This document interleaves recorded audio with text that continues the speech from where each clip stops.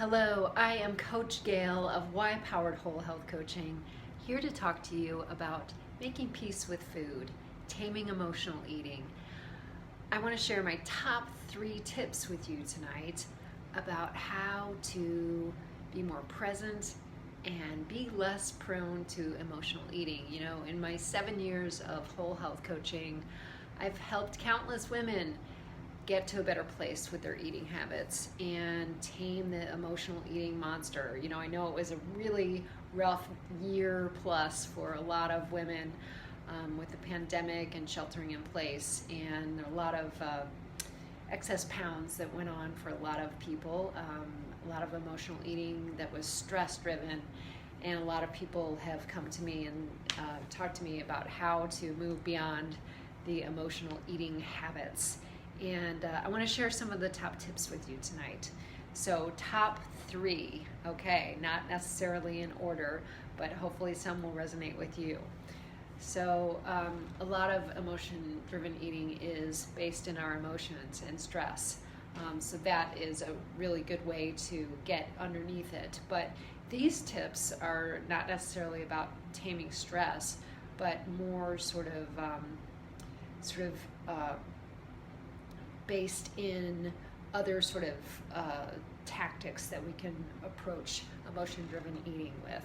So top tip for, Joanne's with us. Hi, Joanne. So good to have you with me tonight. So good to see you.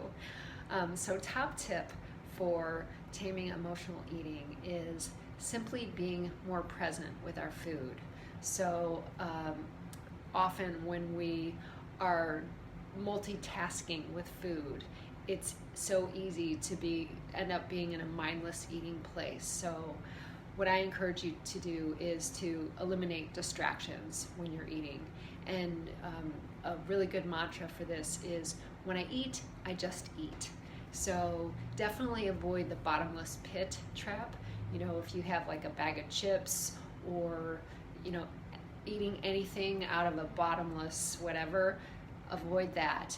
You know, measure out your food, put it in a bowl, and then just be with that, and don't be, you know, pulling things out, you know, mindlessly watching TV or reading, or, you know, being on your phone. So if you can just be present with your food, that's going to help a lot with emotion-driven eating. Second tip for taming emotional eating tendencies would be to manage your environment. So if you're triggered by things in your environment and turning to food, and you have a lot of triggering foods in your environment that are going to send you sort of careening over a cliff, like processed foods that are high in sugar, then you're just sort of setting yourself up for failure, really.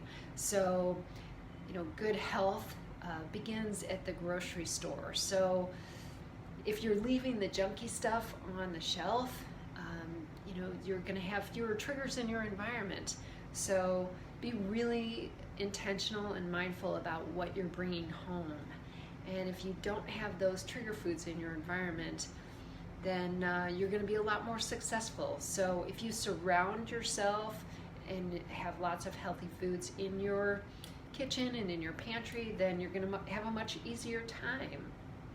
So it doesn't mean you have to be perfect and can't have some treats at home, if you will, but you know, minimize them and be really intentional about it.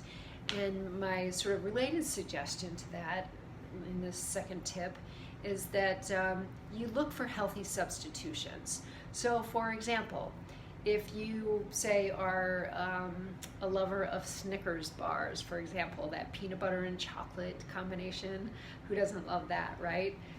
Here is a simple substitution idea. Like, I've got a package of rice cakes. I know, don't turn your nose up at that, but you've got the crunch with this, and you've got peanut butter and cocoa nibs, which I just love. And you can take this, you got a crunchy base, and you put peanut butter on it, and you put cocoa nibs on top. And it's a simple, healthy substitution for a Snickers bar, and you get all of those flavors without all of the junk. So you've got the healthy substitution right on hand instead of a high-fat, high-calorie candy bar. So simple substitution.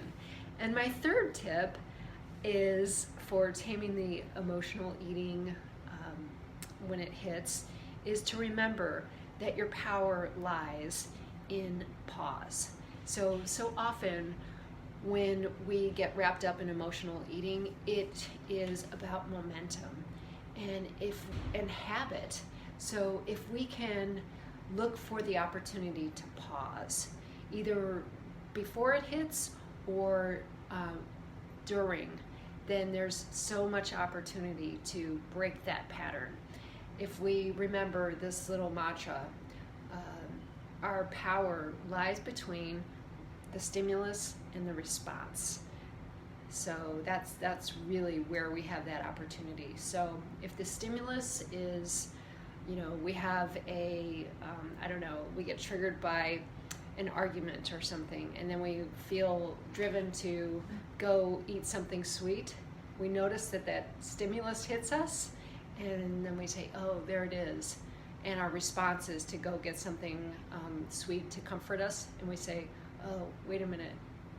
And then we just pause, and we say, there it is. And then instead of just going with that knee-jerk reaction to want to have something sweet to comfort us, instead we choose differently. So we may not be perfect in making that choice every time, but it's building awareness first, which is the first step to change, and then trying to choose differently. And you can do practice with even setting a timer. So you can say, all right, if I still want that something sweet, after, 2 or 3 minutes, I'm still going to allow myself to do it.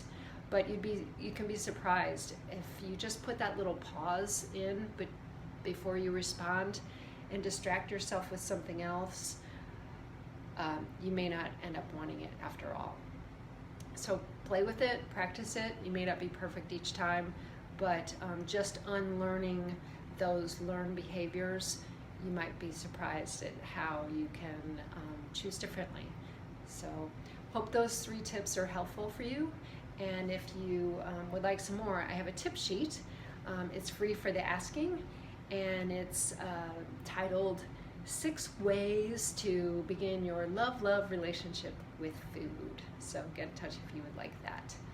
I'm Coach Gail, and I'm a certified whole health coach and behavior change specialist. Y-powered whole health coaching, and I would love to have more conversations with you if you're interested in that. There's no cost or obligation. So I'm all about empowering women to greater health and getting back to their happy weight.